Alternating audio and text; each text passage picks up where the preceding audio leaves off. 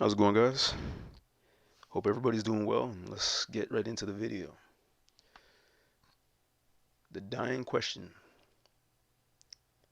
or more of a statement, I guess we could call it. Not getting any trips or orders? If you are part of the gig economy, specifically if you are part of the food delivery department, but even if you're not, we've got some good news for you today, and we're gonna make sure that we get you the information you need. Just bear with us. As you can see, there's a kind of morbid picture that's going on in the background, and the reason for that is I really wanted to set the tone for what it is that many people have been experiencing, and they don't necessarily know how to get around it.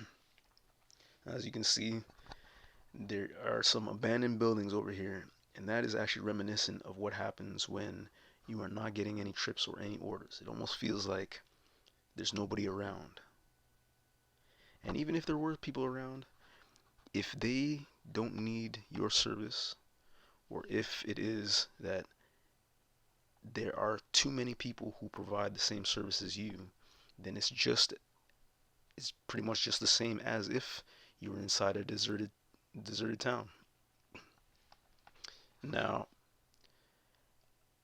I want to tell you guys that if it is that you are one of these few lucky individuals that has found yourself waiting for hours on end, sometimes maybe not hours, but long periods of time where you're not getting any trips and it's starting to cause you a burden, I want to relieve some of that stress, some of that pressure from off your shoulders, and I want to give you guys a little bit of a solution in the package of a story. So what I need you guys to grasp the idea around is that if you've been working for 6 months or more, doesn't even have to be really that long, but if you've been working enough that you understand the game that is the gig economy, and you're now noticing that there aren't many notifications that you're getting while you're online, I'm here to tell you that there's a good chance that you're not supposed to be getting any orders. Let me give you guys some context, and then after the context, then things will make a lot of sense. I've heard of plenty of people in the gig economy complaining that many of the newly hired delivery workers seem to get all the best trips, but those who have been there for a while are getting low offers, if any at all. I've also heard of people who've been working for quite some time and they're actually getting some great earnings. So I know that it's not just the former, where people who have been working for a long time aren't being rewarded, because if that was the case, then these big companies wouldn't really have much of a business. I mean, you need to have people who've been there for long enough that they're providing a good enough service. If you were there for a long time and you haven't been providing good service, you wouldn't be there. It's kind of like one of those oxymorons where it just doesn't happen. They need people, but they don't need people so much that they use the lowest quality service providers to do their stuff for them. Okay, so there's reasons why some people are getting some and other people's aren't getting any. There's this thing in the business world that's called supply and demand, and typically whenever there's a large enough supply, aka enough people who want to buy food, enough people who have money for food, enough people who know about the service, all of these things play a role and factor into why it is that certain people aren't or are getting delivery orders. Okay, so what's the deal? What's going on in your situation? Now, in some cases, maybe the former is at least kind of true. Maybe there's more of an incentive for new people to be getting some of the better offers, because that's going to allow them to have a fresh batch of people coming in. And why would they want to do that? Why wouldn't they just want to keep all of their old drivers? Well, the reason why is because, much like many other different jobs, professions, things of that nature, the job is meant to grow. And in order for a job to grow, it needs the people who work with and or for it to also grow. Think of delivering food kind of similar to stocking shelves, or being a cashier, or getting carts or bagging groceries, it doesn't, it's not to say that the job isn't important or to even undermine anybody who does it, but it's still an entry level job, which means the idea is that they need people in the entry level position to get to know the job and then to find other avenues to be able to become valuable to the company. This goes with any job. Whether you know it or not, your success is dependent on your ability to grow in your company. And if you're not growing, then you're probably doing the exact opposite when it comes to a company. If you're not growing within the company, maybe you don't end up progressing in the company, but at the same time, if you're not progressing in the company, then what value are you really bringing as opposed to somebody who might progress in the company? Why would they want to keep you? Will they outright fire you? Maybe not. But does that mean that they want to keep you? Maybe not. These are things that we should really be thinking about, right?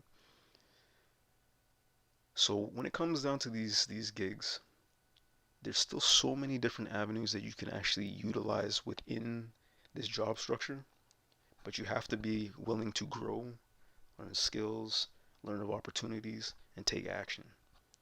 If you don't do these things, then they can't really reward you for doing something that somebody who is better suited to the opportunity of somebody who's new into the game can use it for. Because there's some people who are new into the game that they need the money. I shouldn't say necessarily more than you, but because they don't have the experience inside the company, they don't have the same level of opportunities as what you have. Okay? So now, more importantly than anything else, what's the solution? The truth is that if you've been working for some time doing this kind of work, there's a good chance that you shouldn't be getting a ton of big pay trips. And I'll basically break down why that is. If you get a bunch of big payouts for doing an entry level job, then it doesn't incentivize you to grow. And if it doesn't incentivize you to grow, then the company itself is basically, it's losing on its investment. It invests in you by allowing you to use its platform. Its platform has a lot of traffic. The traffic is what enables you to get jobs, and by you getting jobs, it allows you to help that company grow. That's essentially what that is. If they lose it on their investment, then they can't exactly keep paying into an investment that's losing out money for them, right? So yes, they need you to deliver food, but at the same time, they can get other people to deliver food. What other opportunities do they need? Like, let's say for example, at the times when they wouldn't necessarily have enough people to deliver food, they would need more people to deliver food, right? But then you have to also break down, okay, well, why is it that they don't have enough people to deliver food?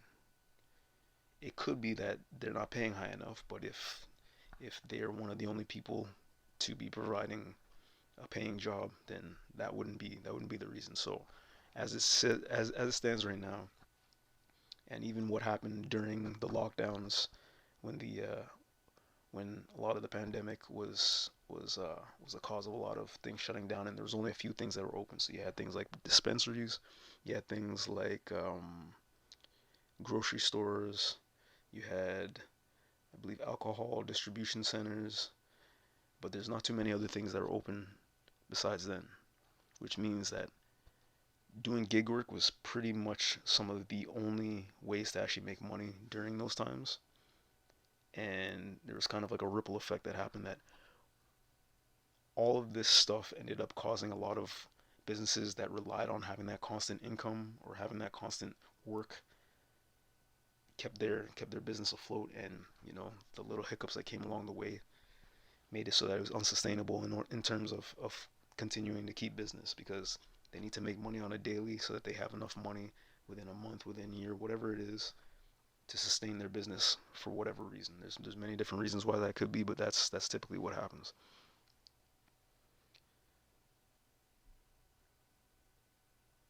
If the people who deliver aren't able to get to the right areas where they need to be, like let's say for example, Most people in a certain area don't have a car.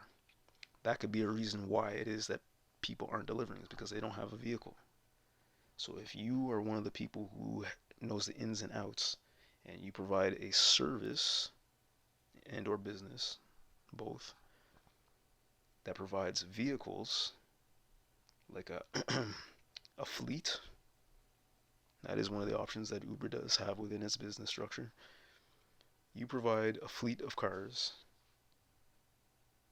Maybe you're just providing one car, maybe you're providing many, but you're providing vehicles so that other people can use those vehicles to deliver food or to give rideshare, whatever the case may be. But you have now become an asset to this company because you're providing something that they need you to provide. Whereas it's a lot easier to find people who are willing to do the work if they have a vehicle. If they don't need a vehicle, whatever the case may be, it's easier to find the actual people who deliver than the people who can deliver, because the people who can deliver are going to have access to resources that not everybody either knows about or has.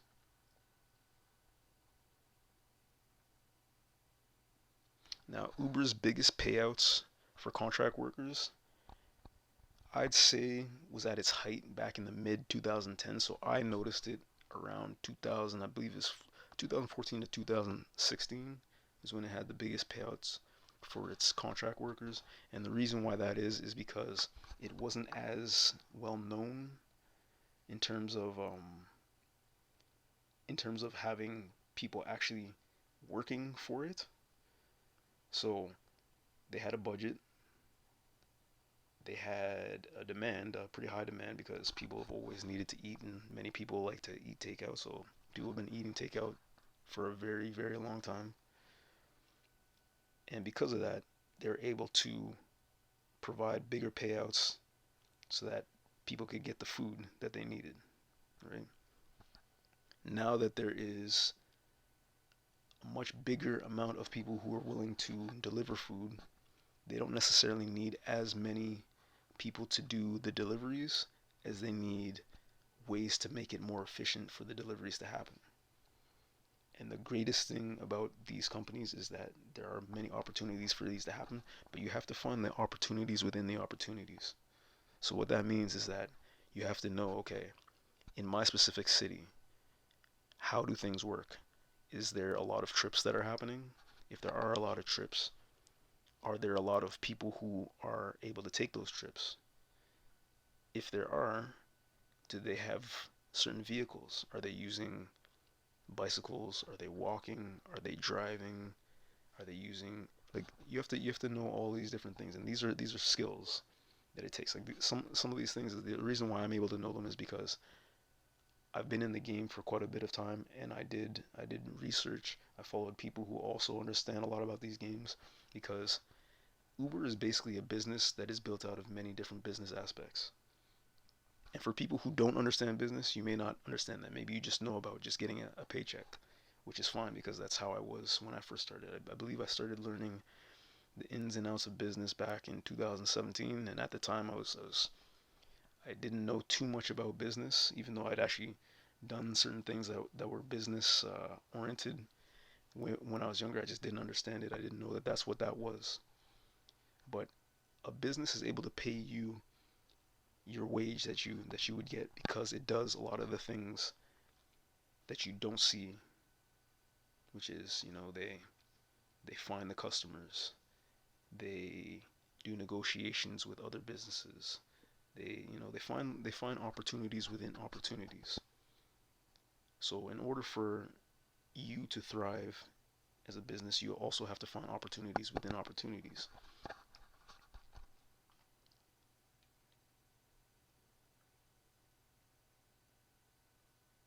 Now, what I find is that the higher payouts typically go to places that are population dense, so basically the bigger cities that have a lot of people. Because there's so many people, like, there's going to be more people in those areas that are going to need people to deliver to them for whatever reason, just because it's a higher density. I mean, in bigger population cities, there's more likely to be traffic jams.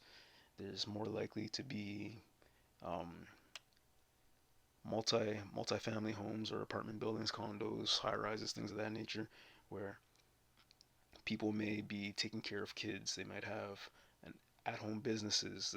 There's a whole bunch of different factors as to why it is that they wouldn't necessarily want to go out and get food for themselves. So for those who can actually go get food for them, that's what they want to do.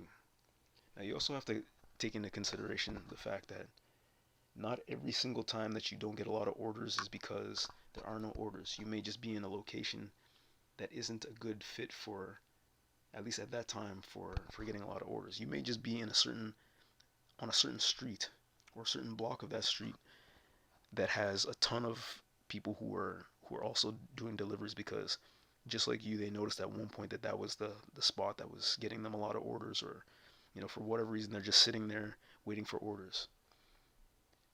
That might actually affect the way that orders are coming into you. So sometimes what you have to do is you have to learn to pivot. You have to be able to say, okay, well, I'm not necessarily in a favorable place right now. Let me go and see where's a more favorable place to go. So what can I do? Well, one of the places that you can go to that might actually be able to help you is you can actually go directly to a store or a restaurant that provides food. And the reason why that's important is because you're positioning yourself to not only be close enough to get an order. So like if somebody needs an order, then you're going to be close enough to the restaurant so you don't have to drive to that restaurant. Or at least hopefully you don't have to drive to any other restaurant because you're close to that restaurant. And by doing that, you position yourself in a way that's going to make it so that it's easier for you to get orders. Also, a good way to look at it is think about the places where people buy the most from. So you're going to be looking at some of your more popular restaurants. If it's a fast food chain and it is mainstream and it's if you see a bunch of these places on every corner type thing, there's a good chance that that's going to be places where people are ordering the most, is because there's a sign that people enjoy the products and services that come from that place because of the fact that there's so many. If they didn't enjoy it, there wouldn't be as many of these places because there wouldn't be funding for it. The franchise wouldn't be able to grow, or the restaurant wouldn't be able to grow. So what are places like that? You have your McDonald's, your Tim Hortons, your Chick-fil-A's. There's a whole bunch of different ones. But just by when you're driving around, make a mental note, or you can even jot it down on a piece of paper or your iPad or your phone. When you're driving around, what are the restaurants or the places that you see that there's a lot of these restaurants that can give you a hint as to what it is a good place to kind of hang around to find more opportunities. So you can look at it that way. You can also make a note of when you're actually receiving orders, what are the items, the food items or the certain places that they order from the most within your city, because within each city things will be different.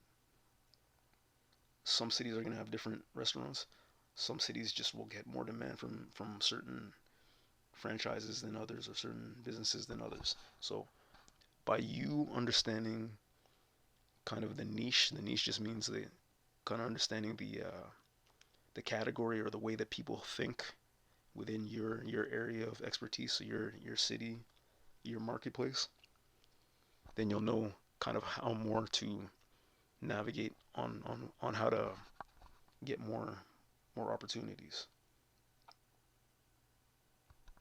Okay, so you're gonna do things like that. You may also be in a part of the city that just in general the demand isn't high enough for the amount of people that are doing deliveries. So maybe it's not the street or the block. Maybe it's that side of town. Maybe you aren't working at a time when people typically eat. So knowing when it is that people eat, breakfast, lunch, dinner, snacks, events, game days, whatever it is that makes your city want to order the most for whatever reason. That's the research you're gonna have to do within your own market, your own city. These are things that you need to know, and these are skills. Just knowing this in itself is a skill. You guys just learned a bunch of skills right now, and we're gonna give you more.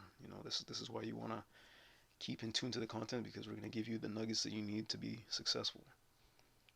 Now, a much bigger thing, and we touched on this briefly, is sometimes being within your own city isn't gonna cut it.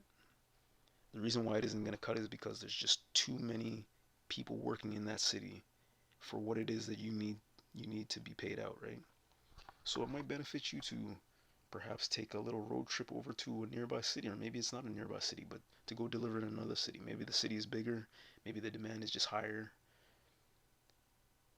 There are ways that you can find a place that has a bigger demand for these places, because even if it just seems like it's happening to a specific person, it's not, because certain places are going to have different demands. I've seen a bunch of things.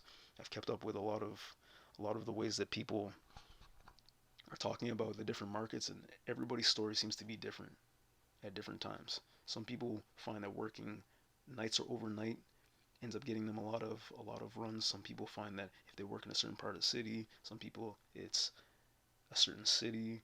Some people find that it's working at certain times of the day. Some people find that it's like the most random times. Like there's all types of different ways, but you can find kind of like patterns by learning more and more about the platform.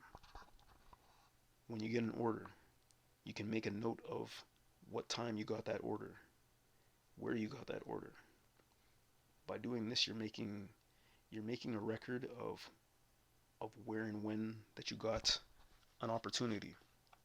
And people tend to kind of move in patterns, which means that if you got an opportunity at one point, you're more likely to get a similar opportunity the same time, either the next day, the next week, the next month, because people move in patterns. But just because people move in patterns doesn't mean it's always going to be guaranteed to happen that way. It's just, it kind of gives you an idea of what's going on. And even these platforms, they even recognize this type of thing, so they try and offer you opportunities within the app to see that. Like there's ways that you can see kind of like trends of where there's going to be higher demand in certain parts of the city, but it doesn't guarantee it, right? So you can do that for yourself if you got an order, and specifically, and this is a good way to look at it as well.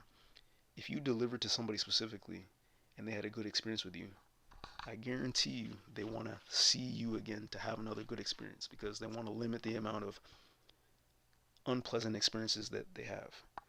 If you provided them with a good experience the first time, they are more likely to, one, expect a good experience from you the second time, and or two, if it is that it's an experience that didn't necessarily go exactly the way you wanted it to, they're more likely to sympathize with you because you provided them a good experience once before.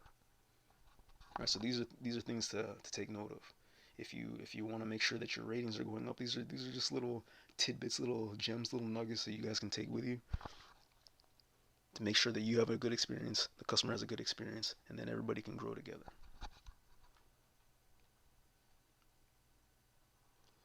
Okay, so now we're gonna get into the real, I guess, nitty gritty of what it is that people need to understand. If it is that you aren't getting any orders for whatever reason, and it's been quite a bit of time, there's a good chance that it's for a reason, and that you needed this as a sign. And the reason why you needed it as a sign is because you needed this sign to help you to grow, so that you could understand these things that we're about to speak on right now. If you've made it this far in the game of the gig economy, you have the skills to pay the bills, but you may not know it. You may say, okay, I'm not getting any trips. What am I supposed to do now? But there are opportunities that you haven't either realized, or you haven't taken the opportunity to actually get involved with them. So think about this to yourself. Everyone has things that they like to do. Everyone has things that they wish they could do, and everyone has things that they should be doing. So if you compare these three things in your you compare these three things, I'm sure you'll find at least one category of something that you've done enough times that you're able to show someone else how to do it. If you're able to show somebody else how to do it, you may even know how to do it well enough that someone will pay you to do it for them. I hope this is getting some of the creative juices flowing. And bear with me. We're gonna keep giving those aha moments. If that's what you've been noticing, is it's starting to kind of make a little bit of sense. Stick with us, and we'll keep going. So right there, you have two options. You have skills to teach, coach, or consult, and or you have skills to provide a product or service. So the slowing down of trips doesn't mean anything other than it's a sign that you should be spending extra time on providing value in the form of a business. By involving yourself in the gig economy, you're already a business owner. You just may not have thought of it that way, but you are. By contracting with these gig companies, you're actually licensing out your skills to provide a service for other companies that provide products. The skills you're being paid to do is sort of like being paid to order takeout, except you're not actually ordering. The customer is, and instead of the food going to you, it's going to the customer who ordered it. That's essentially what it is, but you are a business once you do these type of things. So before you started working in the gig economy, was there something you did as a hobby? Was it part-time or even full-time job? Were the things you like to do when not working? All these things are activities you have experience in, which means that you have expertise over someone who's less experienced in them. Maybe as a child you used to go ice fishing, and now that you're older, the price of fish is, it's skyrocketed, but you still know how to find bait and maybe put a hook on it and bring home a good old fishing fry, right? Those are skills. Maybe the skills didn't leave you. Maybe you need a little bit of a refresher, but you still have more experience in those skills than somebody who's never done those things before. For the people who don't know how to do these things, it's valuable to them, and it's info that they can use. For those who maybe know how to solder and fix a leaky pipe, fix a washing machine, fix a dryer, fix a television, make a fire in a survival situation, or whatever your experiences are that have taught you, you are valuable, and those who don't know as much as you do, they really value this type of information. Maybe you don't know where to start. Maybe you are the budding business owner that's waiting for a sign. I'm here to tell you right now, this is your sign. If you're ready to make money doing things you're meant to do, check out the links in the comment section or in the description, and let's get started.